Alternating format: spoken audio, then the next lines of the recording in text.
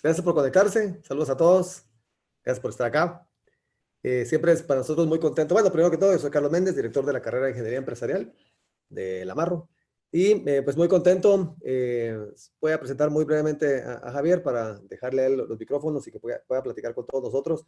La verdad es que Javier pues es un profesor que la verdad es que lo apreciamos mucho. ¿Verdad? Está dando clases en el minor, en el curso de producción y tecnología industrial, ¿verdad? Y la verdad es que, pues, muy contento de, ya los agarras a los jóvenes ya grandecitos, ya en sus últimos años. Pues, Javier, un poquito de datos sobre Javier, ¿verdad?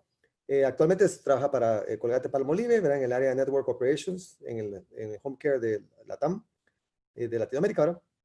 Es graduado en ingeniero químico en la Universidad Rafael Landívar y tiene un PhD en tecnología industrial, justamente en el área que da clases, y una maestría en administración de negocios. También en administración de procesos químicos y maestría en psicología, anda por todos lados. Ahí sí que vos de plano de hambre no te morís. O sea, encontrás ahí qué hacer en cualquier lugar del mundo. Sí, Excelente. soy muy No, inquieto. no, sí, cabal, no, excelente. Esa es cabal la actitud. Pues la verdad es que muy agradecido por tu tiempo y muy intrigados aquí, como qué nos vas a platicar hoy. Así que te dejo los micrófonos y por ahí vamos a aparecerte cuando ya vaya siendo hora. Te va a aparecer ahí Mari así con carita de hola, ¿verdad? Solo para que sepas, ¿verdad? Sin problema. Va. Sí, Un sin abrazo y problema. gracias por tu tiempo. No, muchísimas gracias, Carlos, por la invitación. De verdad que para mí pues siempre es un gusto poder tener este tipo de conversaciones, pues, ya sea con los estudiantes de la facultad o de la universidad o con personas pues, que vayan a ser pronto parte de la casa de estudios, ¿verdad? Creo que es súper importante entender muchísimas cosas y básicamente lo que hoy les vengo a contar es cómo ha tenido que existir un poco la adaptación desde el punto de vista de operaciones y desde el punto de vista de las personas hacia una nueva realidad, realmente cómo ha funcionado. Mi perspectiva es un poco de cómo ha funcionado la industria, desde la visión que yo tengo dentro de Colgate-Palmolive en las plantas de América Latina, pero también un poco de ese concepto generalizado de cómo la industria de manufactura pues, ha tenido sus retos ante la crisis que estamos viviendo, ¿no? Entonces creo que es algo muy importante, creo que es algo que nos puede ayudar también porque presenta retos que tampoco son únicos, pero lo que sí es que son sin precedentes tal vez, o sea, que era algo Claro, que no habíamos vivido antes. en ningún momento y que sí pone las reglas del juego de otra forma, ¿no? Entonces, eso es un poco lo que vengo a hablarles. Me gustaría muchísimo dentro de lo que se pueda, quienes puedan encender su cámara, porque creo que eso lo hace un poquito más como Yo, dinámico. yo la voy a apagar para no robar show, ¿viste? Pero ahí te los Ok, dejo. entonces así, sobre todo si van teniendo alguna duda, pues ya saben, me van interrumpiendo. Y eso, básicamente. Entonces, pues para mí es un gusto. Si quieren, les voy a empezar a compartir pantalla. Vamos a revisar lo que tengo preparado para ustedes, chicos.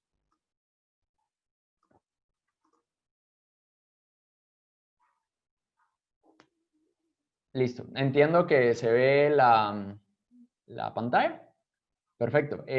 Bueno, listo. La plática del día de hoy decidí llamarla New Ways of Working porque realmente era un poco lo que conversábamos al inicio. Creo yo que esta crisis sin precedentes nos ha llevado a trabajar de formas diferentes y cómo esto pues ha impactado, cómo impactaba a las personas, cómo impactaba a los equipos en general, cómo impactaba el liderazgo de las organizaciones y cómo esto debe modelar a cómo deben ser las organizaciones en el futuro, ya sean a nivel de industria o a nivel de sector de servicios. Sí creo yo que hay muchísimos aprendizajes que podemos tener de lo que ha pasado y cómo debemos de visualizarlo para el futuro. Pues la mayoría de ustedes pues, son estudiantes que están pues dentro de la facultad y pronto serán profesionales y se encontrarán con retos diferentes que les va a que les va a tocar absorber de alguna forma, ¿verdad? Y para los que pues estén a punto de entrar a la universidad, pues evidentemente, aunque no lo pareciera, también remapea completamente los modelos de aprendizaje, ¿no? Y creo yo que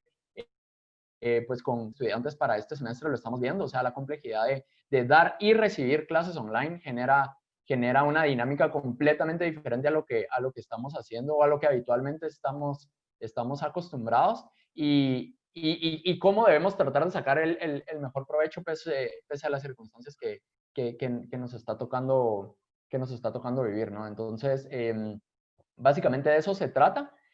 Ahorita, eh, ahorita si quieren comenzamos un poquito a hablar de todo. Listo.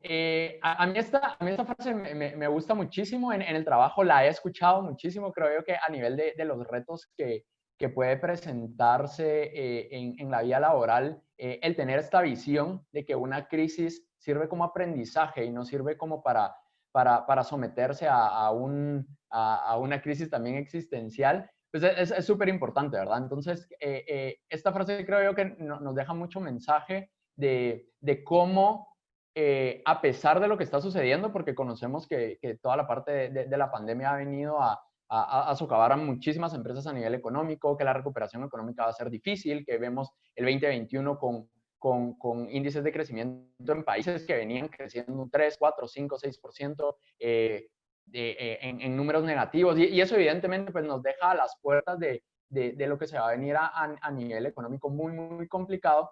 Sin embargo, creo que tenemos que rescatar eso, ¿verdad? Tenemos que rescatar esa parte de que las crisis también sirven como aprendizaje y sirven como para sentar base de lo que nosotros queremos para nuestro futuro a nivel de profesionales y para nuestro futuro a nivel de cómo funcionamos dentro de las organizaciones. Y eso es un poco la expectativa de lo que les voy a comentar. Antes de entrar un poco a detalle con los pequeños módulos que vamos a ver y cómo los voy a ir guiando a través de ellos, pues sí quiero comentarles un poco mi experiencia de la crisis, pues dirigiendo un equipo de operaciones dentro de América Latina. Básicamente la posición en la que estoy dentro de Colgate-Palmolive pues me permite la posibilidad de ver las operaciones dentro de todas las plantas que tenemos en América Latina y sí les puedo decir que definitivamente cómo se manejó la industria desde que se cerraron los países prácticamente en marzo al día que tenemos, pues a día de hoy, definitivamente fue una montaña rusa. O sea, creo que nunca esperamos que esto fuera a suceder, incluso pues para empresas como la mía, para la cual digamos que la crisis pues no afectó tanto en el sentido que no tuvimos que cerrar, sino es más, existía una mayor demanda de productos de higiene y de limpieza, pero cómo tuvo que moldearse a las circunstancias que estábamos viviendo.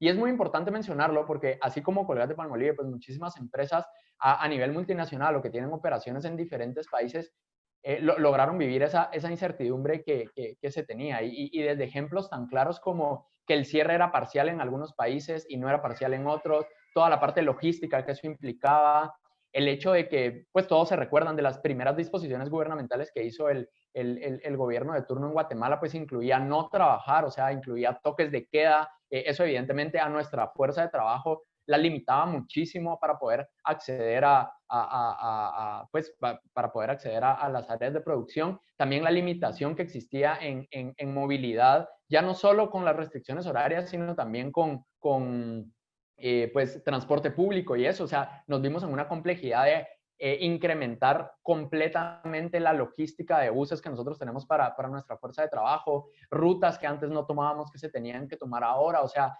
prácticamente el diseño logístico para que la gente realmente pudiera llegar a trabajar y producir, que era lo que necesitábamos en ese momento, fue grandísimo, ¿no? Y eso sumado a la complejidad mental que cada una de las personas tenía, pues evidentemente trabajar en un momento en donde, pues, donde estás más seguros en tu casa, ¿no? Entonces, creo yo que acondicionar una planta productiva en la cual pues básicamente pues las líneas de producción pues se tienen al lado unas de otras, acondicionar todo eso para proteger a las personas, que al final también es uno de los pilares que nosotros teníamos como uno de nuestros grandes valores, pues evidentemente generó una complejidad grandísima que en 6 meses incluso pues hemos aprendido muchísimo de ello, ¿no? Entonces, sí quiero resaltarlo como poner esos pequeños ejemplos, porque sí fue un reto grandísimo. También comentarles, por ejemplo, en el caso de nosotros también tenemos planta en Colombia, llegó un momento en el que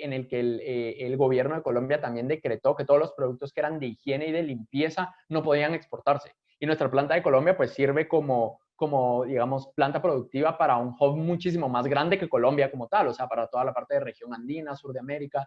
Y evidentemente eso generó muchísima complejidad, es cómo le hacemos llegar productos a esos países que también lo están demandando y que de la nada el gobierno de Colombia dice, ojo, no puedes hacerlo. O sea, muchísimo lobby también detrás de eso para poder entender por qué existen esas restricciones y la capacidad de la planta pues da para el mercado colombiano y para el resto de mercados. Todo ese tipo de cosas pues generaron sí, un escenario al cual pues creo que no nos habíamos enfrentado nunca, planes de contingencia digamos, entre nuestra región, que era América Latina, con el resto de regiones, cosa que uno se empieza a dar cuenta, portafolios que no están armonizados, o sea, producto que no puede ir de un lado a otro porque simplemente pues, no cuenta con registros sanitarios, porque no cuenta con el mismo tipo de empaque, porque no cuenta con muchísimos permisos que se necesitan para hacer ese tipo de cosas. Incluso empresas tan grandes como Colgate-Palmolive pues tuvo un challenge muy grande para poderlas ir atacando, ¿no? Entonces, creo yo que esas eran las circunstancias que hemos vivido de marzo para el día de hoy, y definitivamente ha sido un reto muy grande, ¿no? De poder mantener vivas las operaciones, o sea, abstrayéndome un poco del caso de Colgate-Palmolive, pues he visto a nivel local, pues muchísimas empresas también que han tenido que reinventarse de alguna forma, también con tal de mantener su fuerza de trabajo con ellos y no tener que prescindir de ellos, que es algo muy importante, o sea, el cómo mantenemos a la gente dentro de sus trabajos, porque económicamente sigue haciendo sentido, y esas son decisiones súper complicadas que también otras empresas, pues no, han tenido que bajar la persiana y dicen, no, es que yo ya no puedo continuar. Esas han sido las circunstancias de los últimos 6 meses. Y cómo eso, cara externamente, cara económicamente, juega un papel, pero internamente también genera una dinámica de nuevas formas de trabajo, que es un poco el objetivo de lo que les vengo a comentar. Entonces, si quieren, antes de que pasemos a comentarles esa dinámica, no sé si alguno tiene alguna duda, más que todo general, de decir, bueno, ¿cómo una empresa así manejó este o este otro problema en lo que llevamos de la pandemia? No sé si alguien quiere participar o tiene alguna duda. O continuamos. ¿Cuál fue la pregunta? No, decía que un poco dada esa perspectiva de cómo una empresa como la nuestra estuvo manejando la crisis, no sé si alguien tiene alguna duda a mí me parecería curioso saber cómo una empresa grande pues manejó este problema durante la crisis, o sea, cómo ustedes la han atacado, básicamente eso, solo si tienen alguna duda al respecto, o ya nos vamos al interior del New Ways of Working que eso ha implicado para las empresas. Pues yo lo único, se reflejó como la alta demanda que hubo de ciertos productos, en especial así como de higiene, pues porque mucha gente piensa que las empresas estas se hicieron millonarias ahorita porque todo el mundo compró eso, pero como que si realmente hubo un costo más alto. Mira, súper importante lo que estás diciendo, sobre todo la segunda parte me gusta mucho, que es lo que decís, todo el mundo cree que las empresas están volviendo millonarias, pues evidentemente a nivel de, y si quiero ponerte el espectro muchísimo más grande, nosotros pues a nivel de Colgate-Palmolive pues maneja muchísima, un amplio espectro de productos, todos son de la industria de higiene y de limpieza, sin embargo, evidentemente hubo unos a los cuales la pandemia pues sí tuvo una mayor demanda, pero mayor demanda, o sea, estamos hablando a nivel de jabones y a nivel de desinfectantes, un crecimiento que no estábamos acostumbrados a ver, o sea, que incluso que hacer ese cacho a lo que el mercado quería fue súper complicado. Pero claro, o sea, nosotros no solo vendemos ese tipo de productos, y hubo otro montón de productos que también sufrieron una baja significativamente, al igual que otros dentro del espectro general de los productos de consumo masivo. Y te digo, el tema de cepillos, volúmenes que empezaron a caer, aunque es curioso, o sea, tema de desodorantes también, o sea, volúmenes que empezaron a caer significativamente. Al final, todo eso pues va haciendo más y menos, lo cual hace que hoy en día pues no seamos una empresa que haya facturado muchísimos millones más de lo que hubiera hecho sin el efecto de la pandemia, pero sí es una realidad, y sobre todo cómo juegan esos márgenes, ¿no? Porque no es lo mismo marginar una crema dental o marginar un cepillo a marginar un desinfectante, o sea, definitivamente estamos hablando de márgenes muy diferentes, y lo que vendo de uno versus el otro no siempre me compensa. Entonces, creo que sí es muy relevante la pregunta que haces porque sí, nuestro split cambió, o sea, de cómo estábamos manejando la demanda, pero eso no significa pues, que hayamos crecido significativamente en todas las categorías y que nuestros crecimientos orgánicos sean para tirar cohetes. Definitivamente hay cosas que a nivel de circunstancias, de cómo se maneja, de cómo se está manejando la pandemia en todos los lugares, pues ha tenido su efecto. No sé si resolví tu duda.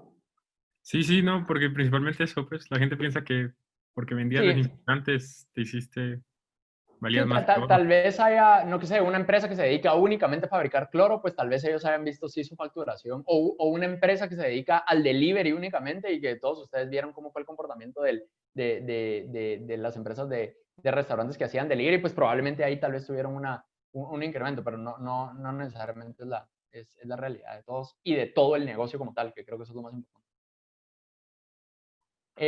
Listo, moviéndonos un poquito más a qué es lo que vamos a revisar el día de hoy y este viaje de qué va a tratar. Básicamente en qué 4 pilares cambiaron y cómo cambiaron dentro de una organización. ¿Qué cambió con las personas como tal? ¿Qué se descubrió de las personas y qué ellos mismos descubrieron de ellas durante los tiempos de crisis? ¿Qué cambió dentro de los equipos que estamos trabajando?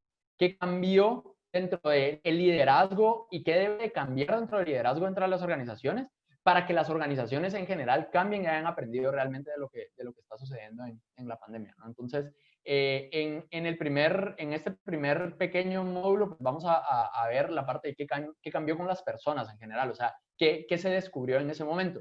Y el primer tópico que quiero hablar es el famoso mito del home office.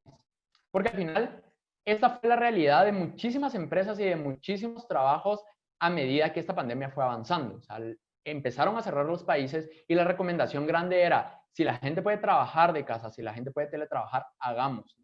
Sin embargo, no necesariamente significa que estábamos preparados para eso. Yo particularmente les digo, o sea, ha sido un reto grandísimo hacerlo. Muchísimos de los que tenemos que trabajar desde casa, pues tenemos familia, tenemos hijos. En mi caso particular tengo 2 hijos muy pequeños que suelen interrumpir en momentos que a veces es súper complicado lidiar. Y esa es la realidad de muchísimas personas hoy en día, ¿no? Entonces, realmente este mito del home office y cómo funciona y cómo no funciona, porque creo que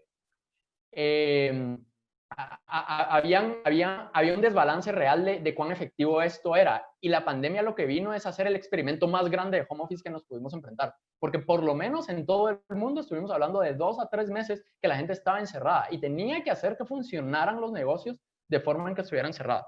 Para darles unos pequeños números que encontré online, estamos hablando de que por lo menos se redujo las áreas de trabajo un 40%, que el 88% de las empresas le dijo a su fuerza de trabajo, ojo, prefiero que trabajen desde casa porque prefiero protegerlas a que vengan aquí a contagiarse. Uno de cada 4 trabajadores en los Estados Unidos tuvo esa posibilidad de trabajar desde casa durante la cuarentena. Y este número me parece muy importante porque significa que no todo el mundo estaba preparado, no todas las profesiones estaban realmente acondicionadas para poder generar esta movilidad hacia las casas, ¿no? Entonces, para poder trabajar desde casa. Entonces, creo que me parece muy importante. A día de hoy, 3.4% de la población de Estados Unidos trabaja remotamente, que son unos 3.9. Este número es muy bajo, sobre todo si lo comparamos también con el siguiente dato, que es el 44% de empresas globales, o sea, que por lo menos tienen presencia en diferentes países del mundo, no permiten el trabajo remoto. Entonces, ¿en qué situación nos encontrábamos? Nos encontrábamos en una situación donde realmente las empresas particularmente se han enfocado en que el trabajo remoto no es algo aplicable para ellos y que digamos que los trabajadores no realmente no cumplen las expectativas cuando están trabajando desde casa. Esa era un poco digamos, esa premisa inicial que este experimento vino a romper de alguna forma, ¿verdad? Y la premisa de parte de los trabajadores es, yo puedo trabajar desde mi casa y realmente hacer todo lo que hago desde la oficina e incluso hacerlo mejor. Pero estas premisas realmente las 2 fueron votadas y qué fue lo que realmente pasó. A nivel de trabajadores, creo yo que no todos estaban preparados para moverse de full office a full home. Tal vez hacer ese balance entre estar cierta parte en la oficina y estar cierta parte en la casa, pues generaba que las dinámicas fueran lo suficientemente buenas para cumplir los objetivos de las personas. Pero cuando esto pasó a ser full home, creo que la gente no se dio cuenta de la sobrecarga mental y de digamos, el exceso de cansancio físico y mental que eso iba a generar dentro de la fuerza de trabajo. A día de hoy estoy convencidísimo, y es parte de, digamos, una encuesta generalizada dentro de la gente que está trabajando desde casa, es que si tú les dieras la oportunidad de regresar a la oficina, a día de hoy la mayoría te diría que sí, porque significa que no estaban preparados, significa que hoy en día había muchísima, digamos, disposición de no estar preparados a lo que se podía venir. Y gran parte tiene que ver con encontrar rutinas de trabajo que fueran adecuadas para poder desempeñarse de la mejor forma. Y eso se convirtió realmente como la piedra filosofal, o sea, el encontrar realmente esa rutina de trabajo que me hiciera a mí la persona más eficiente, creo que era muy importante. Además, ese bajo balance que existía para poder encontrar esa dinámica y que las empresas realmente no estuvieran acostumbrados a eso, también generó horarios de trabajo súper complicados, o sea, gente que te está buscando a horas que no son horas de trabajo y que habitualmente no te buscaría esa hora, pero durante ese tiempo todos sabíamos que estábamos en la casa, entonces con tal de cumplir en ese momento, pues evidentemente generó una dinámicas de trabajo muy, muy diferentes, ¿verdad? ¿Qué pasó con las empresas? Pues creo que tuvieron muchísima complicación de dar las herramientas necesarias para que las personas realmente pudieran dar el 100% o generar su trabajo desde la casa de la mejor forma posible. No todo el mundo estaba preparado. Muchísimas empresas locales, y ahorita estoy hablando específicamente de empresa nacional, durante esas 2 o 3 primeras semanas en el que el país se cerró, su gente estaba prácticamente leyendo correos, o sea, porque no tenían acceso remoto a las aplicaciones que realmente tenían desde la oficina, la forma de interactuar era muy diferente y tuvieron que construir eso de la nada. Y fue por eso les digo, es el aprendizaje más grande sin querer que nos ha generado con respecto al tema del trabajo remoto. Y bueno, también creo que las organizaciones se dieron cuenta que el trabajo remoto realmente sí es efectivo. Muchísimas empresas se han sostenido este trabajo remoto y no ha pasado absolutamente nada. Y creo que esas premisas de que el trabajador es menos efectivo cuando lo está haciendo desde su casa también empezaron a bajar un poco. ¿Cuáles serían los tips de productividad más grandes que las empresas tienen que empezar a trabajar y si no lo han hecho aún, tienen que dejarlo como base de sustento para el trabajo remoto del futuro? Es primero crear límites, digamos, para lo que está sucediendo. No significa que... Y límites me refiero a límites de tiempo y límites de espacio. O sea, las personas a la hora de que tienen que trabajar, tienen que tener esa habilidad de tener límites de tiempo y límites de espacio en el cual están haciendo su trabajo, porque si no, eso definitivamente les va a restar productividad. El tema de rutinas, lo comentaba anteriormente, creo que es algo que a todos nos pasa en nuestro día a día, o sea, no solo pasa en nuestro trabajo, pasa también en nuestra vida estudiantil. Si nosotros no seteamos una rutina que nos permita ser muchísimo más productivos, evidentemente pues vamos a caer muchísimo en la procrastinación, ¿no? O sea, en hacer de nuestro tiempo realmente cosas que no tenemos que hacer. Tomar breaks, súper importante, creo que eso es algo que también que tiene que ser parte también del día a día. Es imposible trabajar 10, 12 horas seguidos porque evidentemente pues eso genera un cansancio mental que al final tiene sus repercusiones en el desempeño de las personas, ¿no? Entonces, ese también es un mindset que al final las empresas tienen que ir trabajando y tienen que ir dándole esas herramientas a los trabajadores en el momento en el que estamos trabajando de forma remota, ¿verdad? Otra parte muy importante es la parte de compartir con compañeros de trabajo, con líderes dentro de la organización y con la organización misma el estatus como tal. O sea, los momentos en los que yo estoy destinando a hacer el trabajo y cómo yo me reservo el tiempo para poderlo hacer, para que ellos también entiendan que dentro de esos límites tengo la posibilidad de esa flexibilidad para poder ir trabajando las cosas que la posición se requiere. Y creo que eso es parte también de la transparencia en la comunicación que debemos de generar. Después sería la parte del video, ¿no? Creo que todo el trabajo remoto, al principio, y bueno, me imagino que ustedes dentro de las clases lo han visto, yo con mis estudiantes particularmente, pues sí les digo siempre que encendamos la cámara, o sea, y es un poco lo que les decía a ustedes, es súper interesante el conocer las reacciones y empezar a ver que uno detrás de la pantalla está lidiando con personas, o sea, y que realmente pues tienen una forma de ver y que tienen una forma de entender las cosas y uno puede muchísimo pues, matizar las palabras que está diciendo con expresiones y esta parte es muy importante. Yo no sé si ustedes oyeron pues la historia de una chica en Estados Unidos que realmente pues dejó al parecer seteado por una broma que en Zoom tenía pues como un template como de una papa y tuvo reuniones y eso se convirtió en un caso súper famoso de Estados Unidos. Después ya la invitaron a talk shows a esta chica y realmente generó muchísima, sí, como quitar muchísima presión dentro del equipo de trabajo que ella estaba trabajando. Al final, creo yo que esa interacción humano-humano no la podemos perder, o sea, independientemente de que estemos trabajando remotamente y sí es súper importante que hagamos conexiones reales con las personas con las que estamos trabajando. Entonces, eso genera muchísima mayor dinámica que realmente sentirse aislados y sentir que uno está trabajando aisladamente. Ser considerados, creo que aquí no hay nada que agregar. Todos estamos viviendo por una crisis que lidiamos de formas diferentes, o sea, que tenemos, sí, que tenemos premisas conceptualizadas de formas diferentes, que nos cuesta más a unos o a otros por X o Y motivo. Entonces, creo que el ser considerados con uno mismo y con el resto del equipo de trabajo, creo que eso genera muchísima más productividad y evidentemente pues los va a ayudar a que, ¿cómo se llama? A que los desempeños sean mayores y que ese trabajo remoto no esté afectuando realmente que no está afectando realmente el desempeño del equipo y al final alcanzar los objetivos de la organización, ¿verdad? Listo. El siguiente punto es respecto a los equipos de trabajo. ¿Cómo los equipos de trabajo tuvieron que cambiar la dinámica para realmente ser efectivos y cómo, si no lo han hecho, nuevamente tienen que sentar las bases para poderlo hacer cara al futuro? O sea, cada vez más en el futuro los equipos van a empezar a trabajar de forma remota. Particularmente en mi posición, pues me toca trabajar muchísimo con gente, con personas de toda América Latina y eso hace que uno trabaje de forma remota.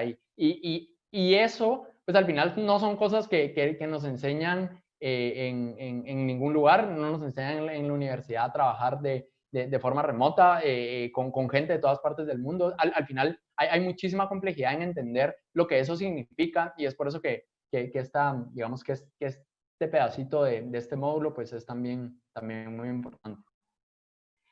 La primera parte es que el contexto en el que nosotros estemos trabajando, pues evidentemente yo sé que todos ustedes, si son de la facultad o van a entrar a la facultad de económicas, pues saben que el mantra es cash is king, pues en esta parte pues es context is king, ¿no? O sea, cada comunicación que nosotros hagamos y el contexto que nosotros le demos a las personas, pues evidentemente va a generar que los miembros pues del equipo sepan más o menos en qué estamos trabajando y cómo pueden apoyarnos para generar esa dinámica que nosotros necesitamos. Aquí incluso, pues, dice el slide, o sea, over-communicating siempre va a ser mejor que asumir. O sea, si realmente nosotros estamos asumiendo, pues, que la persona nos contestó muy vagamente o que realmente no quería hacerlo, creo yo que si nosotros sobrecomunicamos y damos a entender un poco cuál es nuestro estado de ánimo, cuál es nuestro contexto, qué es lo que estamos viviendo, pues evidentemente, pues eso va a generar muchísima más empatía con el equipo de trabajo y al final, pues nos va a generar a trabajar mejor. Entonces, pareciera que es algo básico, pero les digo, o sea, no es la realidad de las empresas hoy en día. ¿Por qué? Porque la inercia y la dinámica de trabajo es demasiado grande. Entonces, eso evidentemente, pues hace no, o sea, yo ahorita porque me voy a preocupar por el contexto, si yo tengo que llegar a mi gol y tengo que llegar a mi objetivo y es lo que tengo en mente. Pero si no nos sentamos a pensar que esta parte va a ser muy importante para que el equipo trabaje en una mejor dinámica, pues evidentemente esa productividad como equipo que tenemos, evidentemente pues va a llegar a mermar, ¿verdad? También, ¿cómo establecemos los ground rules de los equipos como tal? Creo que eso sí es muy importante que los equipos entiendan que existen unas reglas y que tenemos que dejarlas establecidas y tienen que ser bastante claras para que todos entiendan las oportunidades que existen al respecto de estas, de estas reglas, ¿no? Y cómo aplican para cada uno de ellos y cómo cada uno de ellos realmente puede interactuar de la mejor forma. O sea, al final, el cumplir con esas expectativas, que son los ground rules que los equipos generan, va a ser muy importante para la efectividad del desempeño como equipo. ¿Por qué? Porque eso va a evitar también malos entendidos, ¿no? O sea, que las personas realmente no lleguen hasta donde tengan que llegar dentro de esa dinámica. Si no está bien establecido como reglas dentro del equipo de trabajo, pues va a ser muchísimo más difícil. Y como les digo, parecen cosas básicas, pero les prometo que no hay equipos que llegan y se sienten, ok, ¿cuáles van a ser nuestra dinámica ahora que estamos trabajando de forma remota, ahora que estamos trabajando en picos altos de trabajo o en momentos de crisis? Lo primero que sale es, yo estoy trabajando mucho y yo volteo a ver el de al lado y él no está trabajando lo suficiente. Y eso genera crispación dentro de los equipos. Y cómo manejar eso dentro de las organizaciones es vital. Y si las organizaciones no entienden que tienen que sentar las bases a día de hoy para cómo se va a trabajar en el futuro, esas organizaciones van a dejar de existir simplemente por eso. ¿Qué más? A nivel de las herramientas, ¿cómo utilizamos las herramientas con nuestro equipo de trabajo? ¿Cuándo es más necesario utilizar una herramienta de chat versus una herramienta de video? Aquí hay como algunos puntos que parecen muy importantes. Por ejemplo, un feedback constructivo, creo yo que es muchísimo más viable hacerlo en video con la persona, en el cual se ve la intención de la persona y los matices que uno le pueda dar a las palabras, que realmente hacerlo de forma rápida, hacerlo por chat con tal de salir del paso. Creo que eso es algo muy importante que genera tensión dentro de los equipos de trabajo. Creo yo que pues al final esa diferenciación entre el lenguaje verbal y emocional que puede tener la persona y que no se lee dentro de las conversaciones que podemos tener en medios escritos es súper importante. Pararse a pensar si realmente esa comunicación que voy a hacer pues merece una herramienta o la otra. Y como les digo, el simple hecho de seleccionar bien la herramienta pues nos puede solventar un problema que podamos tener con una persona del equipo de trabajo, porque puede significar que entienda correctamente el mensaje que yo le quiero transmitir, o que realmente no lo entienda y que se sienta pues o acomplejado, se sienta invadido, o se sienta de alguna forma sí, que se está uno pues extralimitando en cierta parte de un feedback que se le va a dar o algo relacionado al trabajo, ¿no? Entonces, esta parte, digamos, de cómo manejamos las herramientas para cómo trabajamos como equipo, creo que es súper importante. Aquí creo que, y ustedes saben muchísimo más que yo, el dinamismo que existe hoy dentro de las herramientas de trabajo, no todas, o sea, ustedes van a ir a una empresa y no todas las empresas la van a tener. O sea, las empresas, digamos, van a manejar las herramientas como más básicas, como la parte de Google, en G Suite o en general las herramientas de Microsoft, pero son pocas empresas y más las de carácter tecnológico las que realmente se atreven a probar pues otro tipo de empresas, pues, otro tipo de plataformas, perdón, como Slack o como uy, se me olvidó. Sí, o como Evernote, o como, al final, herramientas que realmente pues van a apoyar una mejor dinámica de trabajo, y para eso están construidas, pero no es la realidad de hoy en día de todas las empresas. O sea, muchas empresas las utilizan, sí, pero la mayoría son de base tecnológica. Entonces, cuando nosotros nos vamos a la industria y al día a día, pues nos vamos a ver que esto es más limitado, y el hacer esta selección, pues evidentemente sí puede tener un impacto, ¿verdad?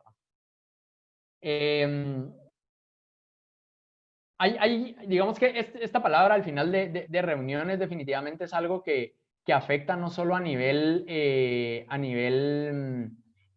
ya sea que estemos trabajando presencial o que no haya una crisis de por medio, más aún cuando sí estamos trabajando mucho a distancia y tenemos una crisis de por medio donde todos tenemos que solventar y tenemos que llegar a ciertos objetivos. sí, tenemos que llegar a ciertos objetivos durante un tiempo, ¿no? Entonces, las reuniones tienen una mala reputación. Creo que particularmente nosotros como sociedad en Guatemala lo trabajamos bastante mal. No somos la única sociedad que lo trabaja bastante mal. Trabajando con equipos de América Latina, les puedo decir, o sea, en América Latina es uno de nuestros males. O sea, el reunionitis es creo que el peor de los males que le puede hacer a las personas, o el hacer reuniones de working session, de realmente juntarse con la gente a trabajar lo que se tiene que trabajar. Muchas veces son súper improductivas. Entonces, tienen muchísima mala reputación. ¿Cómo nosotros podemos apalancarnos de lo que está sucediendo? Ok, no necesitamos reunirnos no necesitamos reunirnos tanto, no necesitamos reunirnos evidentemente en persona, porque ni siquiera tenemos esa necesidad. ¿Cómo hacemos de las reuniones lo más efectivo posible? ¿Cómo utilizamos las herramientas adecuadas para que estas reuniones sean lo más efectivas posible y que realmente generen ese valor agregado que la organización necesita que generen? Porque si no, simplemente lo que estamos haciendo es que la gente está perdiendo el tiempo. Entonces, creo que esta parte es muy importante. El cómo las empresas entiendan que el alto porcentaje de lo que sus supervision and clerical realmente están haciendo dentro de su tiempo de trabajo son reuniones. Cuando entiendan eso y que tienen que modelarlo de alguna forma, porque en algún momento se tiene que trabajar y en algún momento tenemos que llegar a entender cómo podemos hacer las cosas de forma diferente para conseguir los objetivos, creo yo que o sea, a medida que las empresas vayan entendiendo eso, pues van a ser empresas que tengan muchísima mayor dinámica de trabajo positiva y que generen muchísimos beneficios para la organización como tal. Entonces, creo que esta parte es súper, súper importante. Listo. Ahora, los líderes de la organización. ¿Cómo los líderes o managers de la organización son empáticos con la situación que está pasando? Porque al final dirigen un equipo de trabajo y el dirigir ese equipo de trabajo tiene responsabilidades grandísimas. Tiene responsabilidades tan grandes en el sentido que yo no solo tengo que pensar en la situación que yo estoy viviendo y cómo la transmito, sino la situación que está viviendo mi equipo de trabajo. Y realmente cómo durante esa crisis realmente nosotros logramos trabajar de una mejor manera y somos empáticos ante esa situación para que realmente para realmente poder conseguir los objetivos que tenemos como equipo.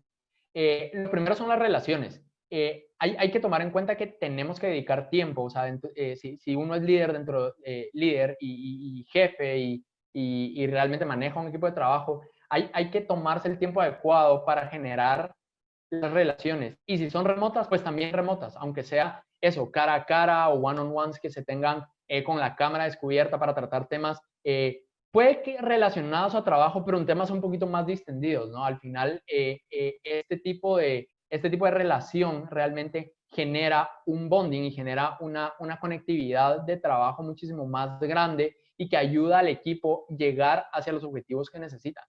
Si yo no me tomo el tiempo como líder de una organización para que mi equipo realmente trabaje con la mejor sinergia posible, y yo no hago que ellos interactúen también de la misma forma y no crean esa relación, pues sí, o sea, va a ser una máquina que va a estar funcionando en algún momento, pero en esos momentos donde hay crisis, donde tenemos muchísima más carga de trabajo, donde tenemos que hacer las cosas de forma diferente y tenemos que pensar de forma diferente, a mí en ese momento pues el equipo se me va a destruir, ¿no? O sea, realmente se me va a caer y no va a poder enfocarse a lo que necesita. Entonces, digamos que los líderes de la organización tienen que enfocarse muchísimo en eso y realmente eso es parte de lo que tienen que hacer. O sea, un líder o un manager no solo está ahí porque conoce más del negocio, porque conoce muchísimo más de un área funcional como tal.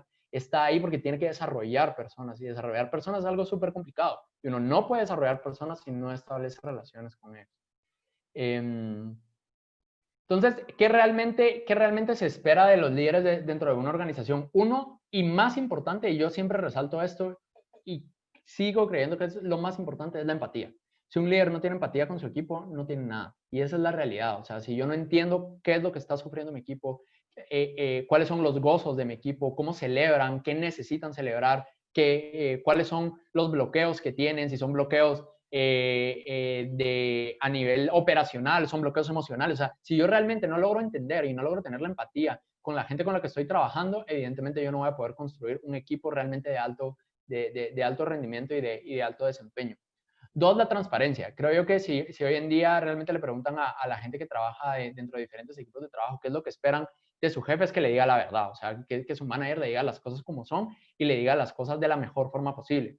Claro, si yo pongo como pilar más grande la empatía, pues evidentemente la transparencia engloba algo muchísimo más grande. ¿Por qué? Porque a veces nosotros, y en Guatemala muy particularmente, confundimos la transparencia con ser brutal y honesto, o sea, con decir, bueno, yo digo las cosas como se me vienen a la cabeza y ya está.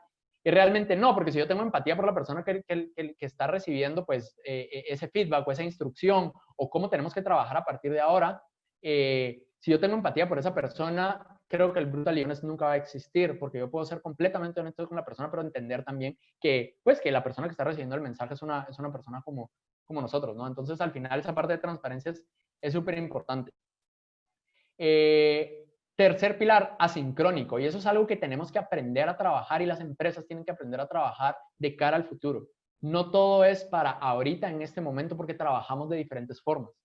Y el planificar bien nos genera una sincronía positiva. ¿A qué me refiero? O sea, si nosotros, si realmente, ¿y por qué lo digo? Porque si cada vez vamos a estar trabajando más con equipos remotos, la sincronía va a ser vital. O sea, la persona que recibe un correo a las 3 de la mañana, evidentemente no se va a poner a trabajar a las 3 de la mañana, va a ponerse a trabajar en algún otro momento en el que sea de día para esa persona. Entonces, si estos equipos empiezan a tener una dinámica muchísimo mayor dentro del contexto que estamos viviendo, pues la sincronía tiene que formar parte de cómo nosotros planificamos esas tareas de mi equipo de trabajo para que hagan sentido de forma asincrónica, ¿no? Entonces, creo que eso va muy de la mano con el siguiente punto, que es la parte de estructura. O sea, puede ser asincrónico, pero necesita una estructura. Y si tiene una estructura, significa que tiene un proceso, tiene una agenda y cumple realmente las expectativas de lo que necesitamos.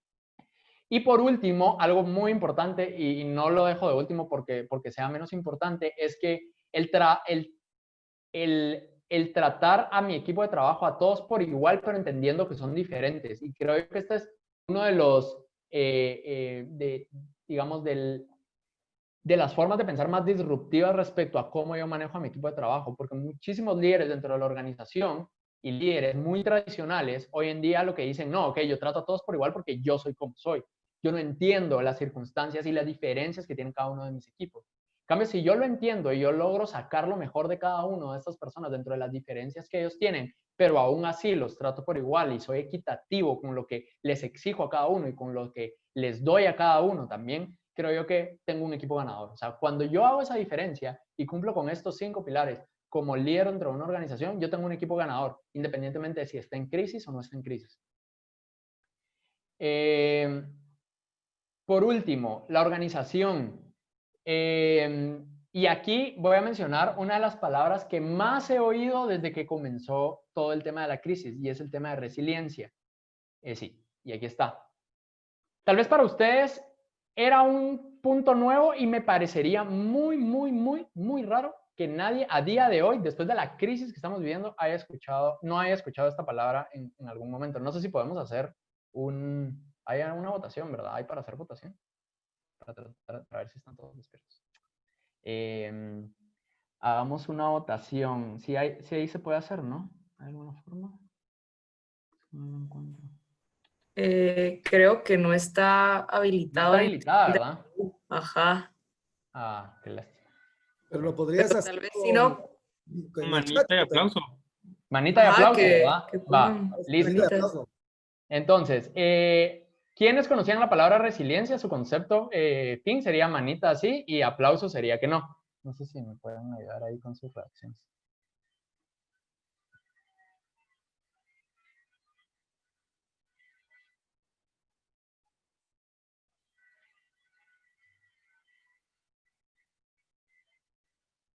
La mayoría sí. Sí, veo algunos aplausos. Ok, la mayoría sí. Listo. Y bueno, a los que dijeron que sí, ¿la habían oído pre-pandemia o con pandemia? No sé si alguien me ayuda.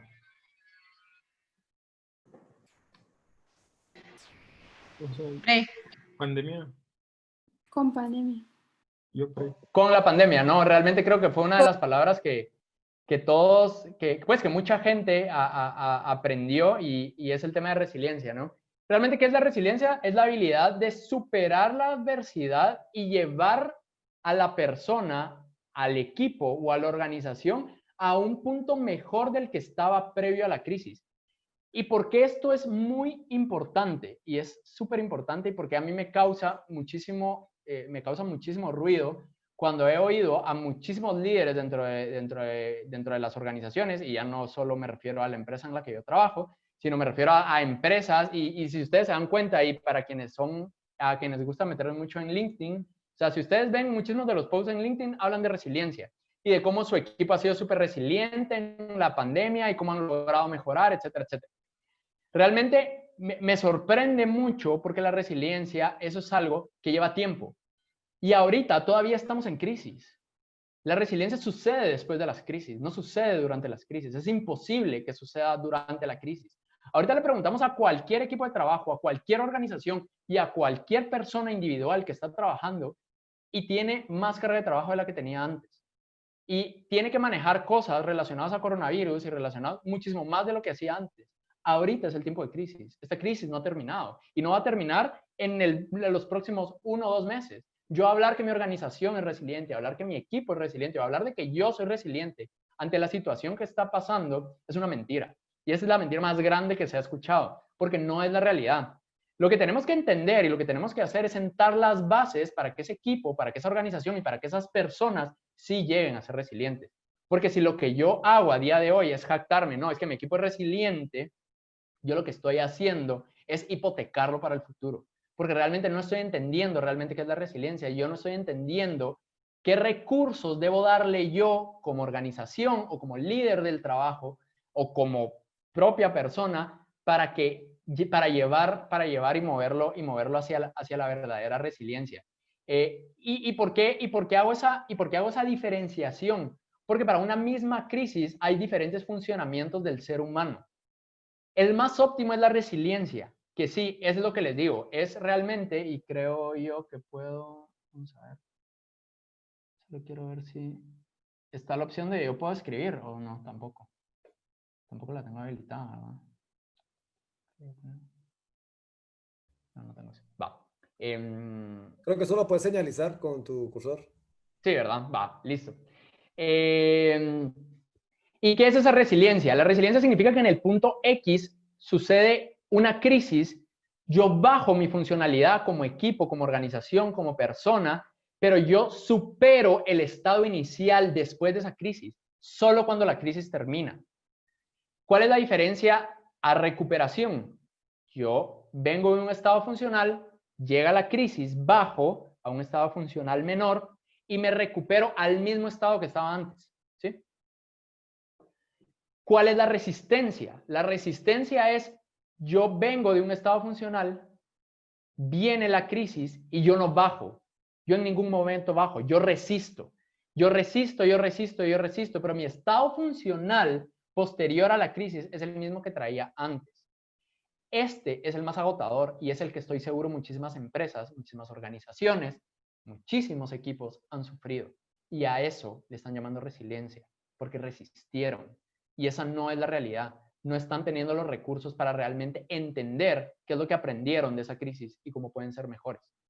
Y por último, el estado menos funcional es el de survival, o sea, el de supervivencia, que es, yo estoy en un estado funcional, viene la crisis, yo bajo mi estado funcional y sobrevivo.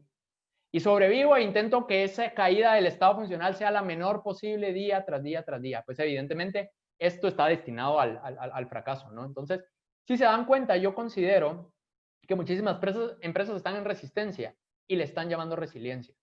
Y realmente entender ese concepto de forma errónea los va a llevar a tomar decisiones erróneas y a cómo realmente nosotros debemos de reflejar los recursos que tenemos que dar como organización a los equipos y a las personas como tal para que realmente hagan ese bounce back. Resiliencia es un concepto que nace en ingeniería y por eso a mí me gusta un montón, porque realmente es el mejorar desde la posición que tiene, que tiene de forma inicial. Entonces, como les digo, misma crisis, pero diferente funcionalidad. Y es por eso que me parece muy, muy importante pues, mencionarles. ¿Cuál es el camino a la resiliencia? Hay muchísimos. Realmente hay un estudio que se ha profundizado mucho. Es un estudio que nace en España, que es el modelo HERO. Realmente es un modelo de Healthy and Resilient Organization. Cómo yo hago que mi organización como tal, dentro de todas sus aristas, logra ser resiliente. ¿Y cómo yo logro esa resiliencia? Y son 3 factores principales los que ellos dicen. Es cómo yo le doy recursos saludables a la organización para que mis empleados sean empleados saludables, y saludables me refiero a saludables emocionalmente, saludables a nivel de competencia, saludables dentro de todas las aristas que involucra a las personas de trabajo. Y cómo esas 2 generan resultados saludables, resultados sostenibles en el tiempo, resultados proyectados a mejor. Si yo solo estoy resistiendo, yo no voy a conseguir eso. Uno de los pilares muy importantes, esos recursos que yo le tengo que dar a los equipos y a las organizaciones para que realmente sean resiliencias, son emociones positivas. O sea, cómo realmente estudiamos esas emociones para que sean lo que mejor sacamos de nuestros equipos de trabajo. ¿Y por qué creo que esta gráfica es muy importante? Porque realmente nosotros, como sociedad, como humanidad, hasta hace 10 años habíamos estudiado muy poco las emociones positivas dentro del área organizacional, dentro de los equipos de trabajo. Todos sabíamos que era burnout, todos sabíamos que era estrés, todos sabíamos que era depresión, los tratábamos directamente en las empresas por gente que pasaba por eso, pero nunca tratábamos empatía, nunca tratábamos autoeficacia, nunca tratábamos todo ese tipo de recursos que realmente van a hacer que las personas lleguen a estar saludables a nivel físico, a nivel emocional, para desarrollar mejor sus operaciones dentro de la empresa. Y este bajo porcentaje, realmente, este 5-1, que le llaman así, de los estudios, realmente ha hipotecado la realidad que tenemos hoy en día. Pero, digamos, la luz que se ve al final de todo esto es que desde hace ya algún tiempo hay muchísimas universidades y muchísimas empresas que han tomado el estudio de estas emociones positivas dentro de las áreas de trabajo como una prioridad para desarrollarse en el futuro, como una prioridad para que este tipo de crisis haga que la gente realmente sea resiliente, para que haga que los equipos realmente sean resilientes. Y es por eso que a ustedes no les va a sonar raro que en empresas grandes, importantes, que tengan esa visión de futuro, hoy en día existe un Chief Happiness Officer, así como existe un CEO, un CFO, un CPO, así como existen esos, hoy en día existe un Chief Happiness Officer. Porque realmente el generar esas emociones positivas, el generar esos recursos que necesita la organización para ser resiliente es súper, súper importante. Y si las empresas no entienden que este es el momento de construir las empresas del futuro, fundamentado en la gente y en cómo manejamos las crisis y en cómo tenemos que ser resilientes a esas crisis, definitivamente pues van a ser empresas de las cuales no vamos a oír en el futuro. La revolución tecnológica sí vino y se paró llevando a muchísimas empresas. Yo no digo que esa revolución tecnológica vaya a parar, ni mucho menos, o que esta revolución pues vaya a sobrepesar esa revolución tecnológica que hoy en día vivimos, pero sí digo que la forma en la que nosotros ataquemos el mejor performance de los equipos desde su punto de vista óptimo y de salud va a hacer que genuinamente tengamos equipos ganadores en el futuro y que realmente pues estas crisis nos generen formas de trabajo diferentes que realmente pues lleguen a un mejor puerto.